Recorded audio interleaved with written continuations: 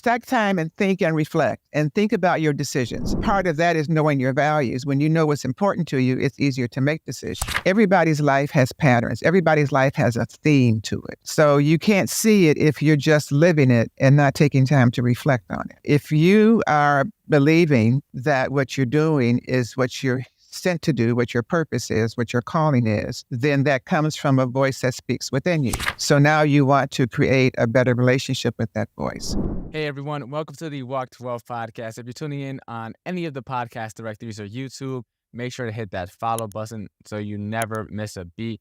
I'm telling you guys, this year, 2023, we haven't had a bad guest at all yet. We kind of keep on bringing the heat. So if you don't want to miss a beat, make sure to hit that follow button. Without further ado, let's get right into this one. I'm excited. Norma, I'm excited. We were talking on the pre-show call. We had an amazing conversation. But for anyone in the audience that hasn't got the chance to learn about you, tell us a little bit about who you are and what do you do. Well, I'm all about authenticity. I came to the planet ready to do my thing, whatever. I didn't know what it was, but I came ready to do it. But I've just followed my nose, followed my spirit, throughout my journey. I am an authenticity expert.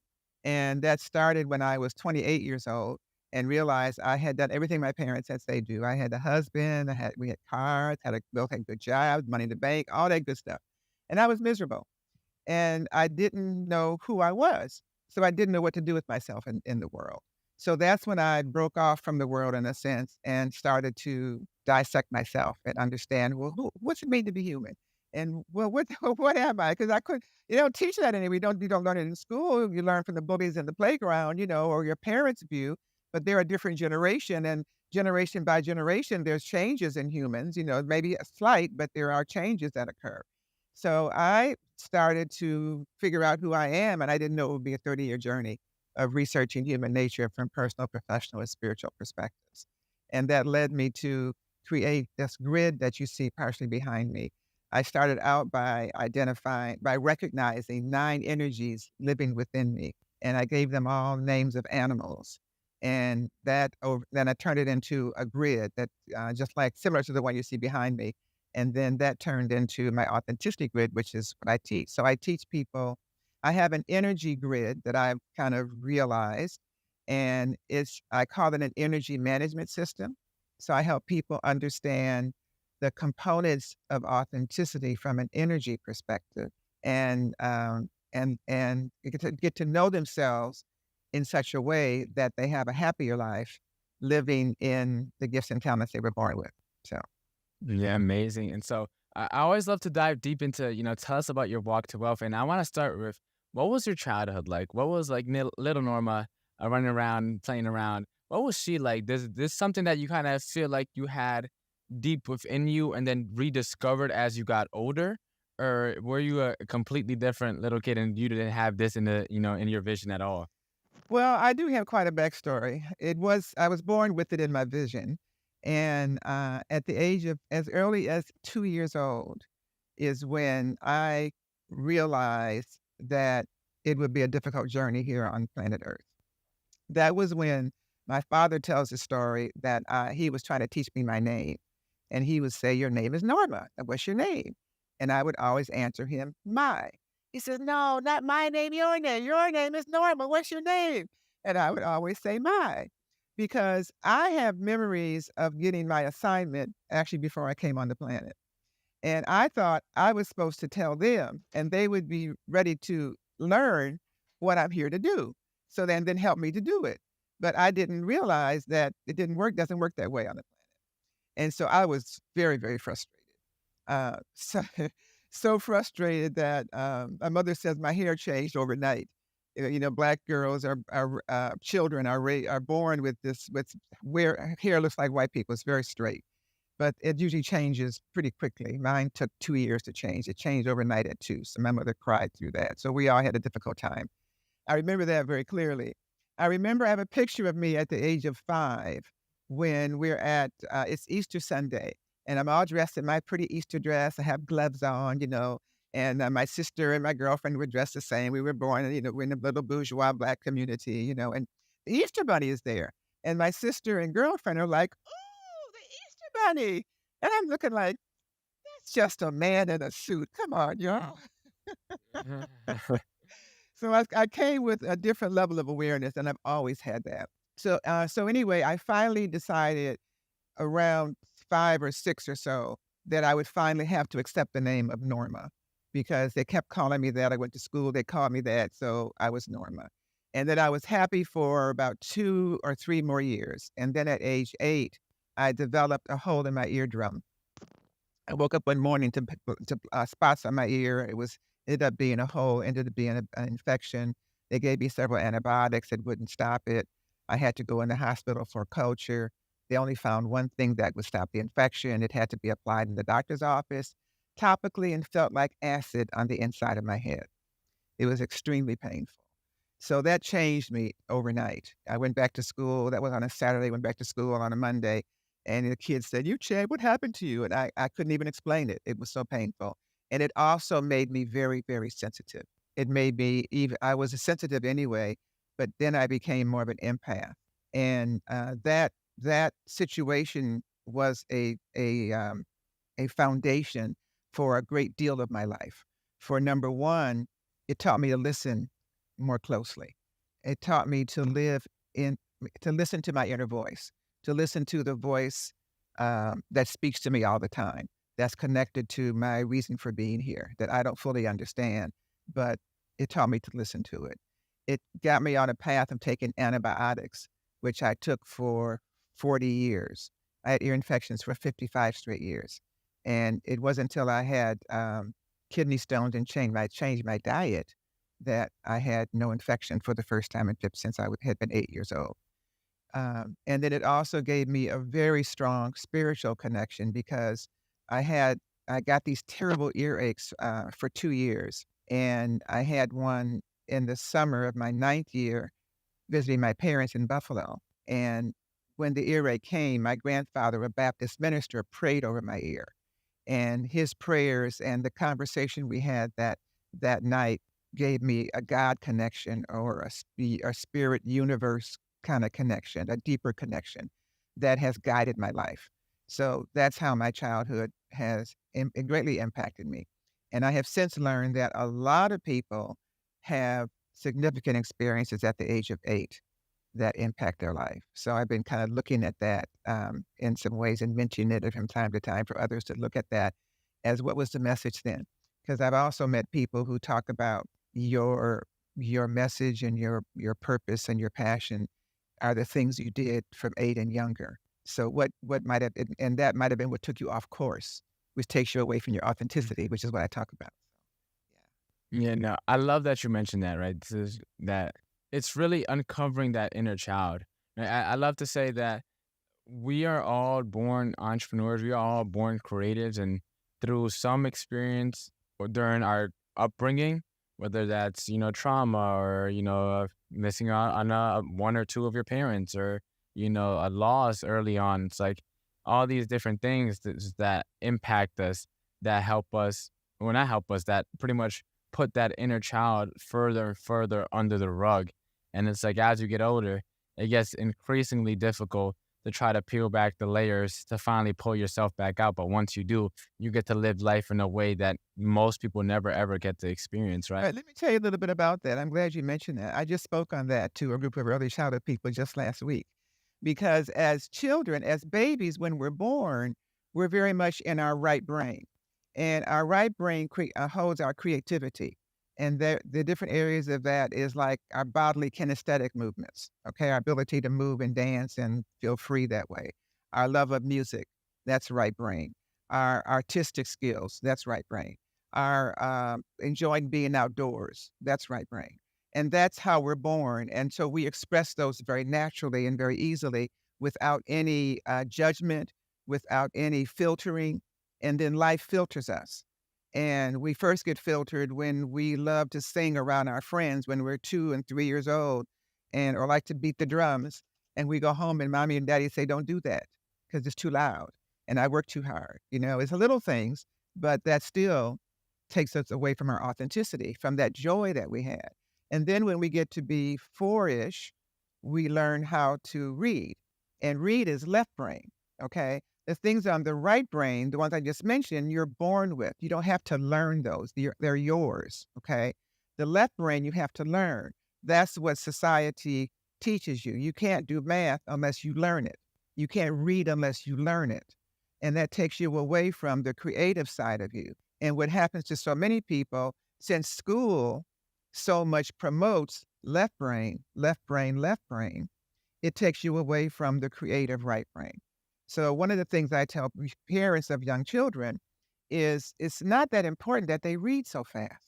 They're going to catch up. They're only going to read as fast as their brain allows them anyway. And if you're going to force that left brain stuff on them, they haven't fully expressed their right brain, their authenticity, the part that's true, their gifts, the area of where their entrepreneurship should come from what you love to do and what comes naturally. But if you mask it with left brain stuff, if you mask it with reading and numbers, which they're important, but they're going to come no matter what. But they come best when the brain is ready and allow the spirit to lead your child's gifts and talents. And so you can recognize where you need to help them develop. And then for yourself too, peel back the layers and remember what you loved to do when you were 8 and under. What was it and are you doing that now? That's the area that should be your entrepreneurship. And it's not that math or reading doesn't be a part of it, but it's not so important to learn to do that. It should be integrated.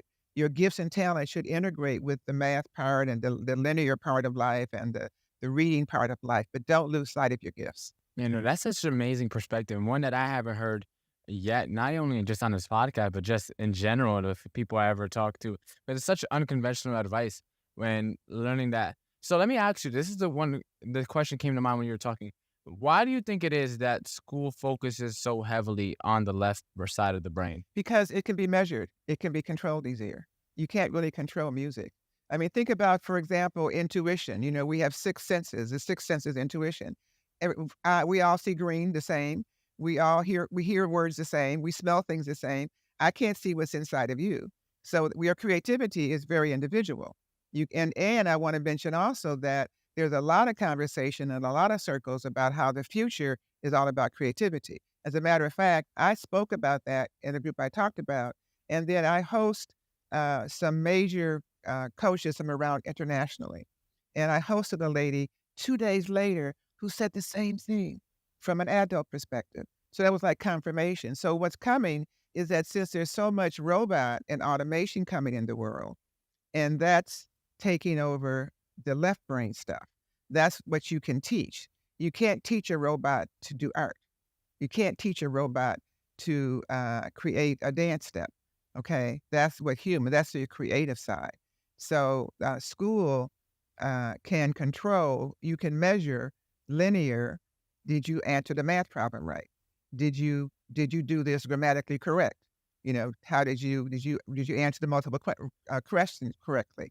You can measure that. You can't measure the others in this, and that's where there is a continued effort to remove us of our individuality and make us as robots as I see over the long run of being on the planet. So that's what I see. Yeah, so for the vast majority of us who are kind of those that, have to rediscover themselves, I don't know so many people that were kind of like from the beginning, just kind of were able to just hold on to that creativity and throughout their whole life. But I feel like from my personal experience, most people are in a phase where they lost a lot of that. So like, where do we begin to rediscover ourselves, rediscover that authenticity, rediscover that inner child that we once were and now have through, as I said, through all the stuff that we've been through, whether school or the indoctrination, whatever it may be. Like, how do we begin to even start unpacking that? Because one, it's hard to remember because it was probably years ago, right? And then two, it's like, well, when you go back there, you might see some things that you don't want to see. And that may not be the most fun experience. So how do we begin this process? Well, just as you said, you got to bite the bullet. I would first suggest getting a journal and starting to write things down. When you start to think that you want the information, just the way it works, it'll start coming to you, and let it come, because you end up healing what you don't deal with. You deal with later. I'm 74 years old, and just about 2 months ago, I had a sobbing experience because of something in my childhood I didn't realize was still lingering, and because I just I tucked it away, tuck it away, tuck it away, tuck it away. Well, guess what? It just sits there, and if you don't deal with those things, that's what turns into the cancers and the heart attacks and the strokes and the other things. It's kind of all comes together. It's, so much of life is what your thinking is.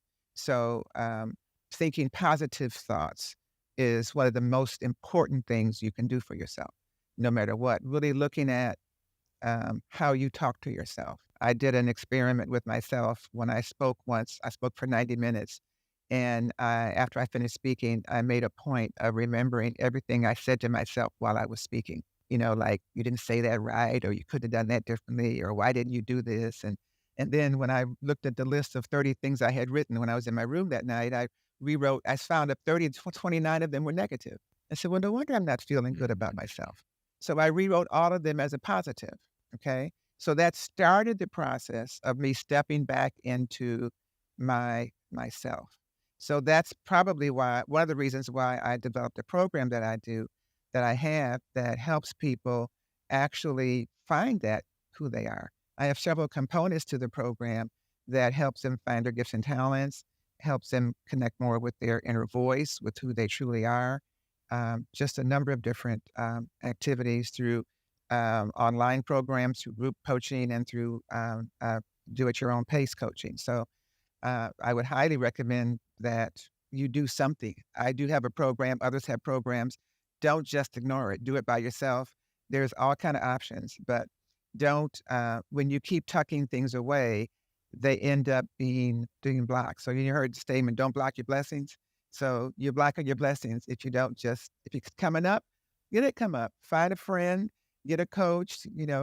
Go find a lonely place to be by yourself, whatever it takes.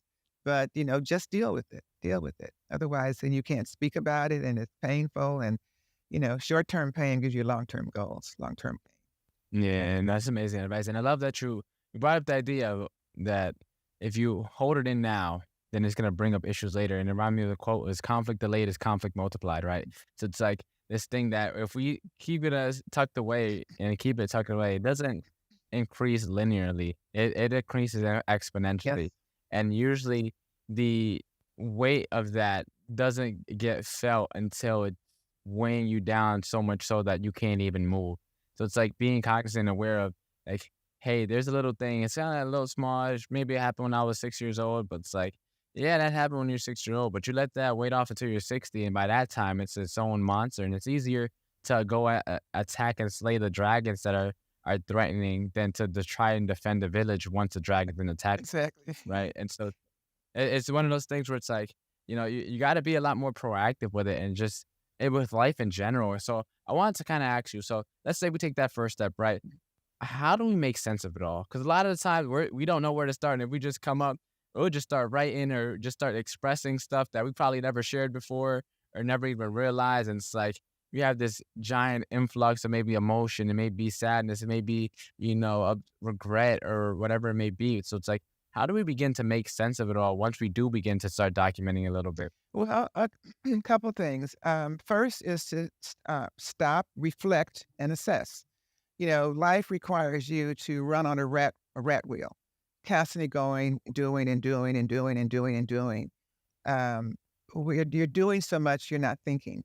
You people end up, especially when you're young, when you're in your 20s, when you have very little and you need the most, and everybody has told you what a good life would be, especially to have a baby early and get married early and get in debt early. So all your life you have money to pay and you really can't find yourself because you've got yourself locked into a financial commitment for several decades. So first avoid that. If you're stuck in there already, recognize it and, start thinking a little differently and put in plans in action. If you have not in that stuck, don't get stuck, please. Just give yourself to 30. It's no rush. Trust me, life is so you're in 20, you're just leaving the home that had values that may not be aligned with yours, that paid for everything for you, and you haven't figured out how to do that just yet. You need everything.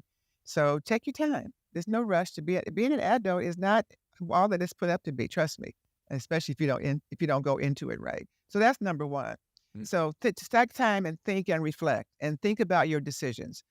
Part of that is knowing your values. When you know what's important to you, it's easier to make decisions. But I also want to mention look at the patterns. When you're journaling, you get a chance to see the patterns in your life.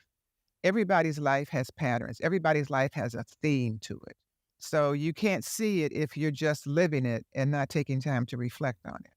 When you can start seeing the patterns, you get more guidance about what it is, your direction, your path, where it is you want to go, how you want to live your life. So that's what I teach, what I help people with, and talk them through in different ways as well, is finding the patterns in your life, because that's a clue to the decisions that you're making on a day-to-day basis. You know, every time you realize you're making them. We make 35,000 decisions a day. That's a lot. So you kind of have to know your values. You make the decisions easier. So you know your values by evaluating and reflecting what you've been doing, whether you still want to do that or do it differently and tweaking them. And your 20s is when you're really coming to that because you really only know your parents' values and you're getting exposed to values of all kinds of people that may be different than yours. So give yourself time to really establish what your values are, what your boundaries are in life, because that's important. Also, you need to know your boundaries, otherwise you get walked over, a lot. So, yeah.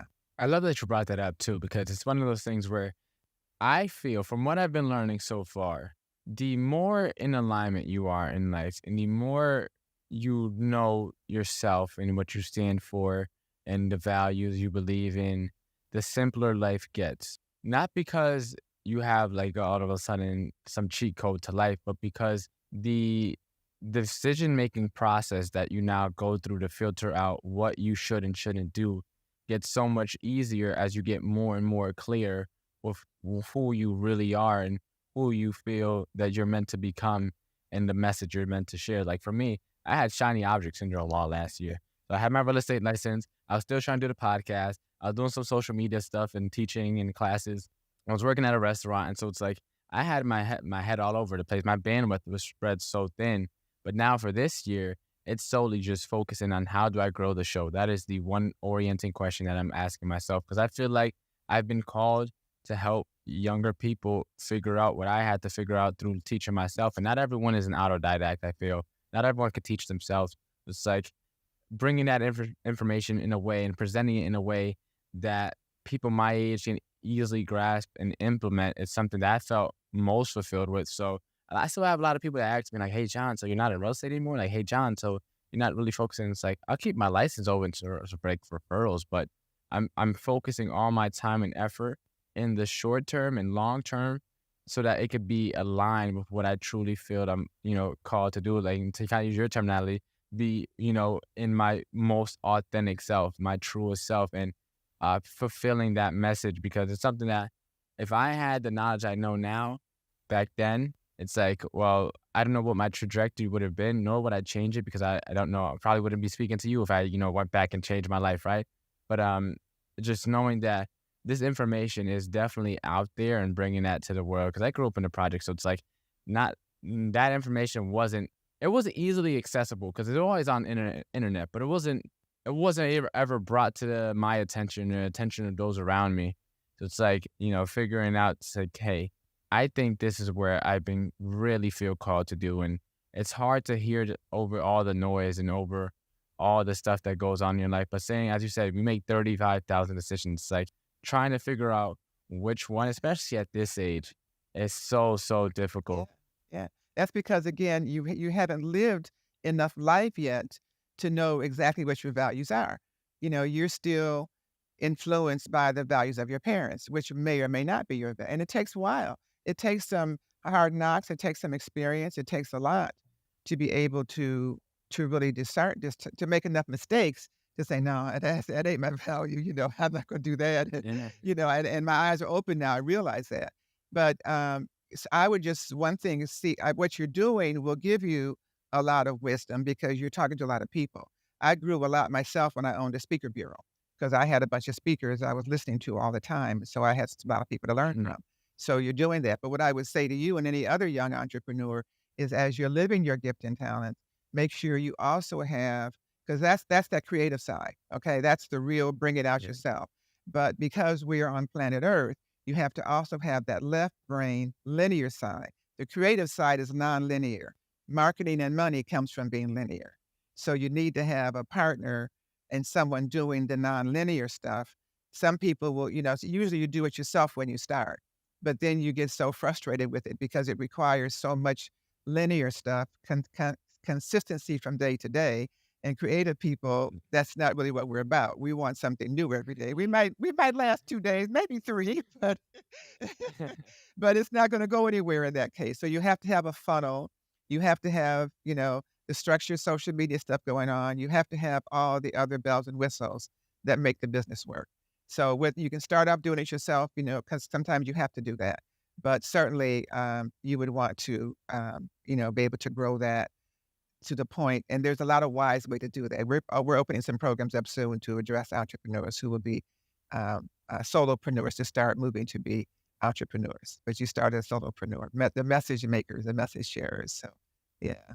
Yeah, that's amazing. So let me ask you, right, on the same topic, right? So how do we turn that authenticity once we find it? Like we talked so far about journaling and documenting to start getting that, some awareness and some pattern recognition as to what's going on in your life, and then trying to figure out where are the patterns that I could change, where are the patterns that aren't serving me, things like that, right? But now that we kind of got to, assuming everyone's been listening and keeping up with what we're talking about right now, what's the next step, right? How do we turn this authenticity, this newfound authenticity, this message that we might have never really ever felt called to do and serve?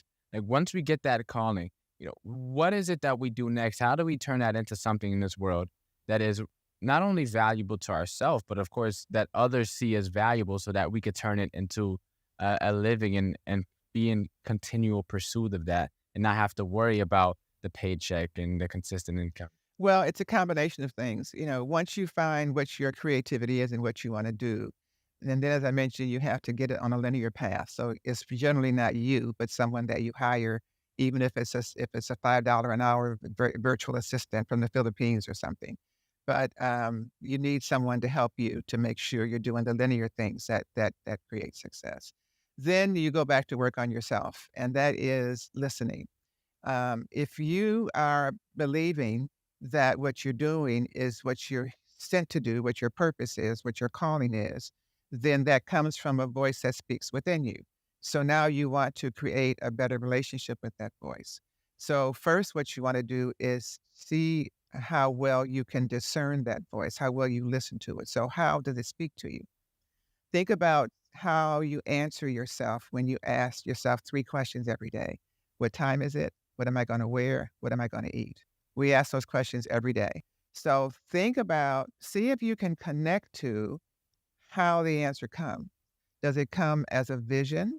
Does it come, vision would be something that's a vision in your mind or putting your eyes on the clock.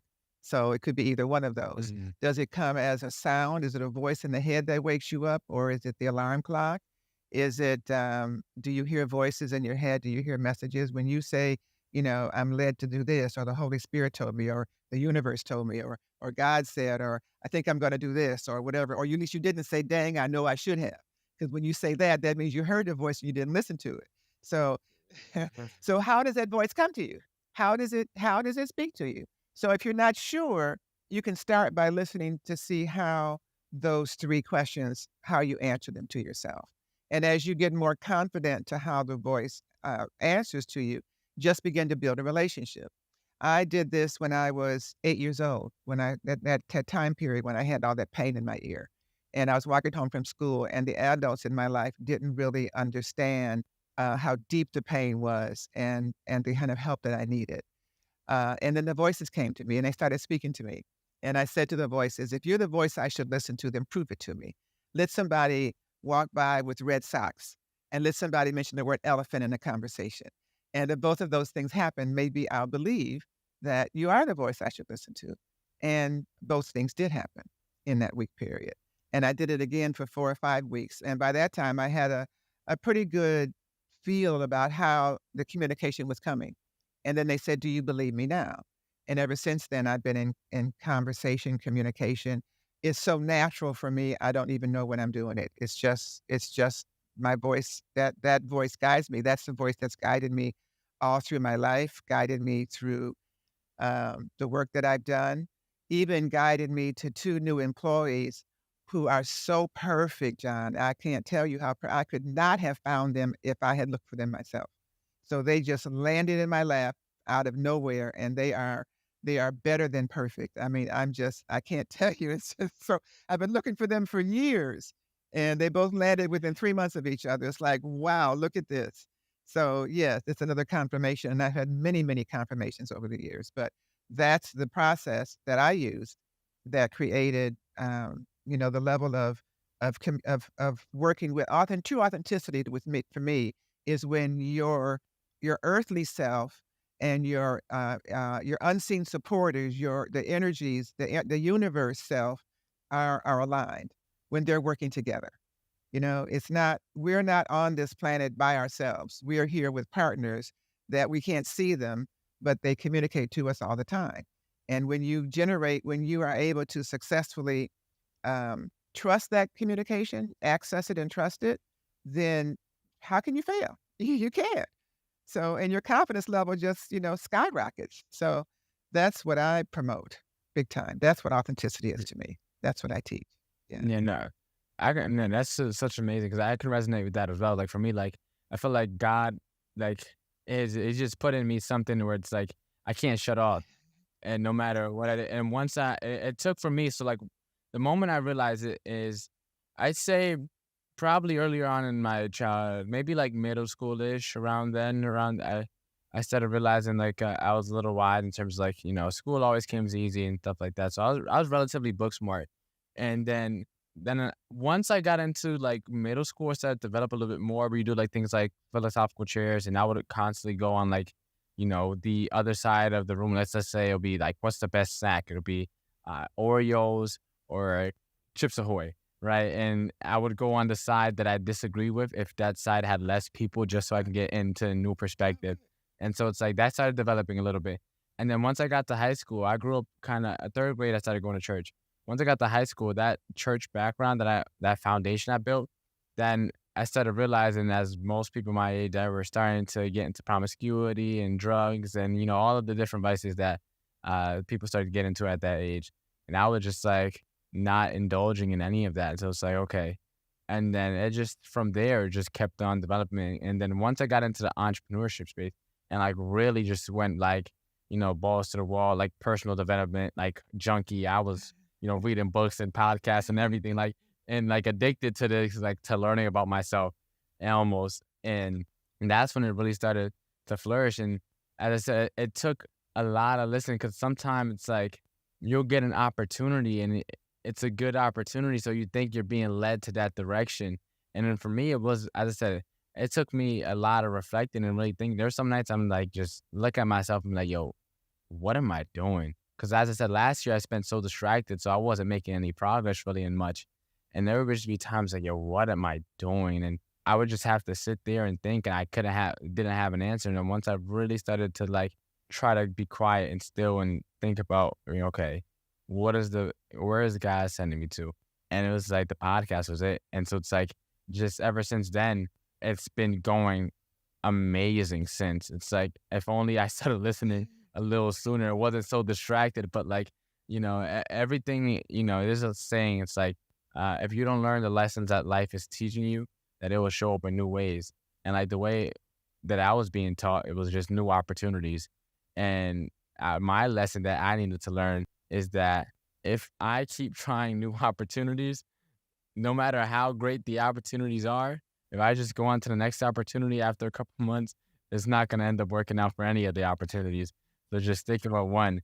And so once I finally got that lesson and dialed in, it was like, now the podcast has kind of been going on this tear since then, and opportunity has been starting to open up like in overflow almost. And it's like, it's exciting to see where your life is the trajectory your life takes on once you get, as I said, in relationship with that inner you that's kind of there to guide you, but most people never ever get to hear. Yeah. Well, but yeah, I just applaud you for your awareness, for taking the time. And I just want to remind you that you don't know it, but you're very, very, very young. So you've got a good 30 years of doing this and other stuff before you really step into your true stride. Okay. You're striding now, but for where you're going in 30 years, it'll make a lot more sense.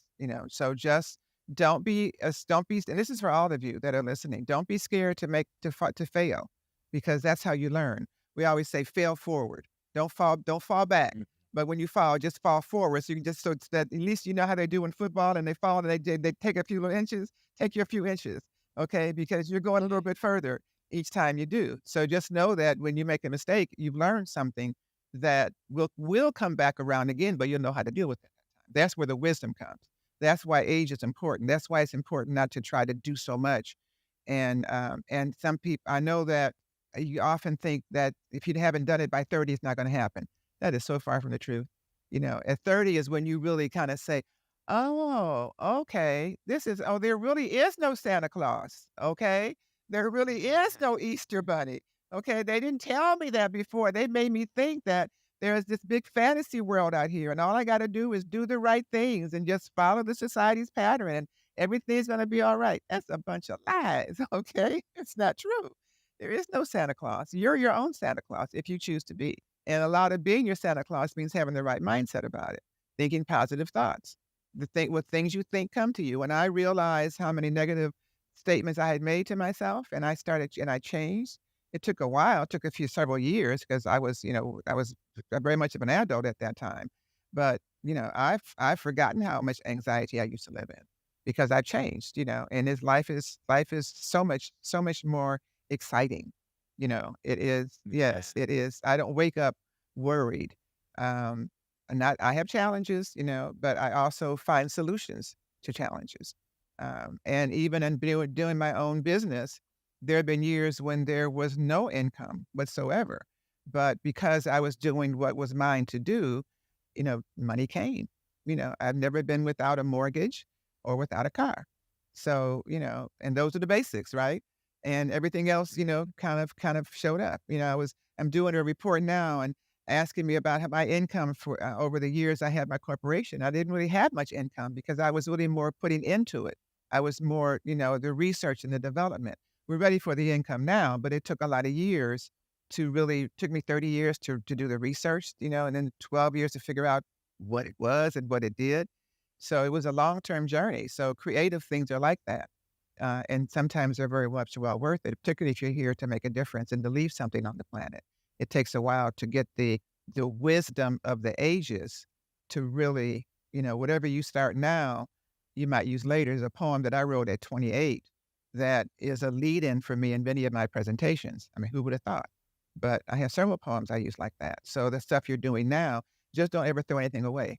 And I have a lot of things that Yeah. I've used from before. I can't, some of the videos I can't use because I'm older and my hair is different, and all that stuff. But the words, they're timeless in many ways. So don't, that right brain creativity, don't let it stop. Always be doing it in one way or another. It's who you are. Yeah. Yeah, definitely. And that's for me, like, one of the reasons I started the show. It's like when it's time for me to eventually start writing my book, I'm just gonna go back and listen to my episodes because there's some stuff that I say sometimes, and it's like, okay. And now that I'm starting to be interviewed as a guest myself, like sometimes there's some time where someone will interview me, and I just hop in my zone and I listen, like, and I'll get off the interview, and I'm just like, I was really like dropping some heat that interview. I don't know where I came up with that or how I put those words together, but like God just started speaking through me, and I just started putting words together and metaphors and analogies in ways that I never thought of before. And it's like, being in that flow that that we call, right? Being in that flow and then being truly centered is like when you happen to stumble across that and be in that, that wavelength that it just comes to you. It's something that it's so amazing what you can accomplish once you're in there. And so I'm on to ask you because usually when that's happened is because you're probably in your most authentic self. You're doing what you feel that you're meant to be enjoying and brings you the most fulfillment and happiness and joy. So it's like, how can we stay in that zone, or at least how can we learn to access that zone more frequently so that we can not only just be in a, authentic, but also be in that flow state so that we're actually coming up with stuff and just operating in this zone of genius all at, all times. Well, a lot has to do with the people that you're around. Be around people who celebrate you, not those who just tolerate you. So we all have different energies, different vibrations, and you don't want to be around people who have a lower vibration than you because that's what brings you down. So as long as you are discerning and slow down enough to be able to read yourself and the energy around you and to be able to listen, you'll be able to make those decisions. If you're uncomfortable in an environment, you shouldn't be there, and especially if it's a work environment. When I had my bureau, I had a lot of people come to me and tell me they lost themselves in working for a full-time company for 10, 20, or 30 years because they had to be what the culture required.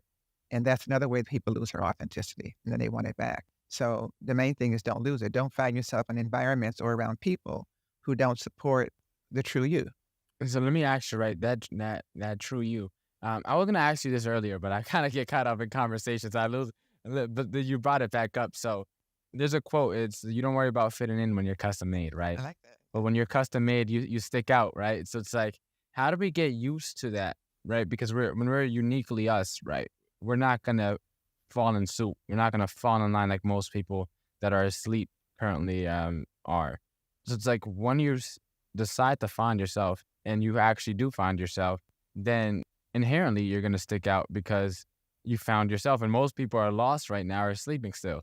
So it's like, what mindset shifts did you have to make in order to kind of overcome that feeling that may have come with, hey, I've woken up, I found myself a lot sooner than someone else that had in their life. And because they're still sleeping, it's a lot harder to resonate with those. It's like, and it's not like you can completely avoid them because majority of people haven't found themselves, majority of people. So it's like you're bound to engage with someone who hasn't. So it's like, how do you kind of like become okay with that and not let the outside or the majority affect you and your inner self? That's a really good question. For me personally, I guess I've kind of isolated myself in a sense because I'm not comfortable. I just had an episode of this about a month ago. I'm just not comfortable around um, lower vibration groups. And individuals is one thing, but when I'm in groups like that, it's a different energy that I'm very uncomfortable in because I'm very sensitive and I'm an empath, so I can feel it and it just feels uncomfortable. So you kind of have to do what's comfortable for you. A lot of being authentic means that some of the people in your life you have to let go of. Many people are living an inauthentic life because they're living the values that they didn't understand in their 20s were not their values. And then now that they're 30, 40, 50, they're realizing that was a mistake. That's why I suggest that everybody wait till at least you're 30 before you make some of those major lifelong decisions that you can't really get out of, get away from. They're hard to get away from. So keeping yourself as free as possible. Um, if you are already entangled, it means looking at how you can gain back some freedom. You probably can't get it all back right away. And a lot of men do it by just leaving, and some women do that as well. But you put yourself in your situation and you just have to plan your way, get coached on your way, slowly think your way, find a way to get your freedom back. Life enslaves you no matter what. You still have to go to the grocery store to get food, right? You need money to do that. So, you still have to do certain things you can get away from, but you can't get away from everything. So, create your own authentic life to those things that you can tolerate and those things that you can't. That's what I did. I created my own company. And it was a lot of sacrifices to do it, a lot of sacrifices, still making sacrifices for it. But I'm not happy unless I'm doing it. That's what I'm here for. And I've done so much, I would never ever stop doing it. That wouldn't make any sense. So you have to make the commitment, either you're going to do it or you're not. So if you have children and other, responsibilities, you might not be able to follow. You may have to put it off for a while. You may have to do it slowly until the time opens up. But if it's yours to do, the time will open up. You have to trust that. If it's yours to do and you know it's yours to do, just stay on the path. Don't lose sight of the path. Or if you lose sight, make sure you got a lifeline somewhere that'll pull you back. Because we all do that too. I've done that too. I've had years when I just forgot about some of the deeper things that I'm about. Because I had to, when I was running my business, when I was trying to figure out how this creative mind was trying to figure out how to market and realizing that I shouldn't be doing it, but I couldn't afford to hire someone. Then I hired the wrong people, and then going on and on and on and on and on. That's how I learned so much, okay? Because I made a whole bunch of mistakes. So don't be afraid of them because if it's yours to do, it will work out in the long run. If nothing else, you'll be wiser. Right. Yeah. And just be patient, right? Yeah, and trust me, I'm 74. I've been 20, I've been all of those, and it goes by fast, but make wise decisions every step of the way, and take time and reflect and look at the patterns, so and then and make that connection with that voice, and you've done all the right things, and just stay attentive to it, and, don't rush, life will come at you on its own, on its own. The love you want, the children you want, all that. When I was having a hysterectomy before I turned 35. I had to decide, do I want to have kids? And I need to have them now if I want to have them. So I borrowed my girlfriend's 2 daughters and took them down to SeaWorld for the weekend. And by the end of the weekend, I said, I'm good. I love them. I'm good. I can borrow kids anytime. But it's hard, if you really feel you have something to do, it's hard to do it with a full-time job. It's hard to do it with a full-time family. So, we all make decisions, and you just have to make them and stick by them. But at least take the time to figure out what's involved in the decision. It's not Santa Claus, and it's not the fairy tale, the fairy godmother not showing up. Neither is Santa Claus, nor is the Easter Bunny, nor is Tinkerbell. None of them are going to show up. So it's you. It's you and whoever you choose to do life with or not. So, just keep the reality point to it. Nobody's coming to put some money under your broken tooth. It's not happening. So if it happened, it already did. That's past tense. So, move forward. Yeah. And it's tougher for you guys because there's so many more of you. And then you've got the artificial intelligence to deal with. So the more collaborative you are, hint, hint, the better it is for it'll be for you, networking with other people. Yeah. Building teams. And amazing. Norma, you dropped some amazing advice this entire podcast. I genuinely enjoyed this conversation. There's not much where you get to really talk about, being okay with the you and just being okay with living out as you and not trying to put on another mask to hide yourself or protect yourself or, out of fear of not feeling enough or okay or worthy or whatever limiting belief you can probably potentially think of. Just like, knowing that if you decide to live as you will be okay. It's something that's, the word that I'm looking for aren't coming to me right now, but for lack of a better word to find, it's something that's so, I guess, inspiring to know that you lived your life as you and it turned out amazingly. And knowing that, just like, I hope that for anyone listening, you don't have to pretend to be someone you're not. You don't have to pretend to act like you got it all figured out. You just have to be you, and that's it. And it'll turn out as long as you're putting work and as you said, you're reflecting, you're making wise decision, and you're listening to the guide that you have within. And so, Norma, where can we find you at? Where can we connect with you at so that we can learn more about what you got going on and potentially tap into some of the programs that you are currently working on right now that aren't out yet? Well, I would love to invite you and your guests to join me for my Tuesday Authentic Life Networking Circles. It is a free event, and it's an hour event. It's 5 o'clock Pacific time, and it's on Zoom. And what we do is we have a speaker every week who speaks about 10 to 15 minutes about one of the dimensions of authenticity.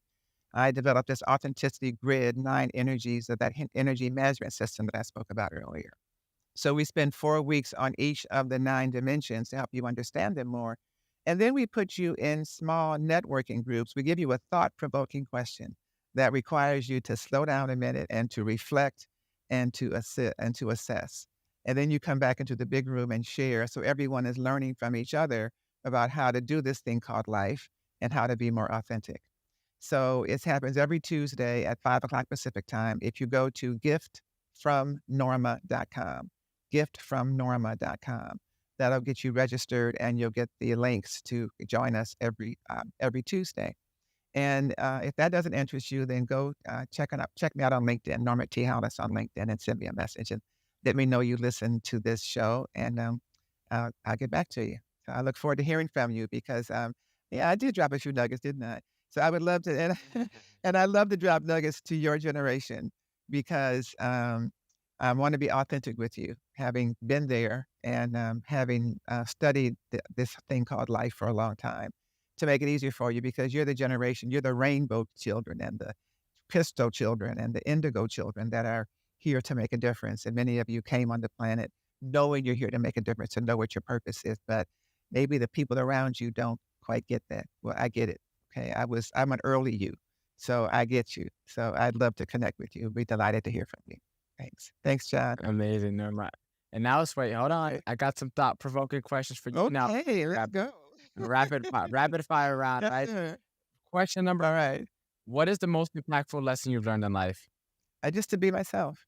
Just to, no matter what, just be that I'm good enough, and the voices within me are real, and that's all I need.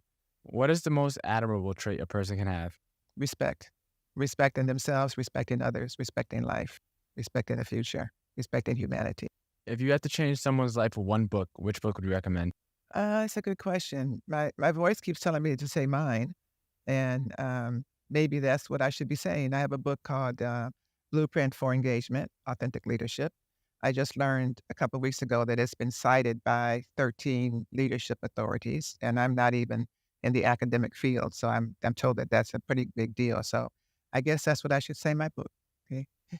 What is the legacy that you're trying to leave behind? Oh, that life is about being your authentic self. That there's a creator that has a consciousness far greater than any of us. And whenever we say God is with us, I always say, "Are you with God?" Because we're not the creators, we're not the architects, we are the builders of whatever it is the architect is sharing with us. That's why it's so important to connect with your inner voice. And for anyone that wants to embark on their Walk 12 today, literally right after listening to this episode, what is the first step you recommend them take? When I have wealth, I thought wealth is one of the dimensions of my authentic grid, one of the energies. And when I refer to net wealth, what I mean is abundance, abundance and joy. So abundance and joy is what everyone should embrace. Know what makes you happy and go for it. Amazing. Norma, I had an amazing time interviewing you today.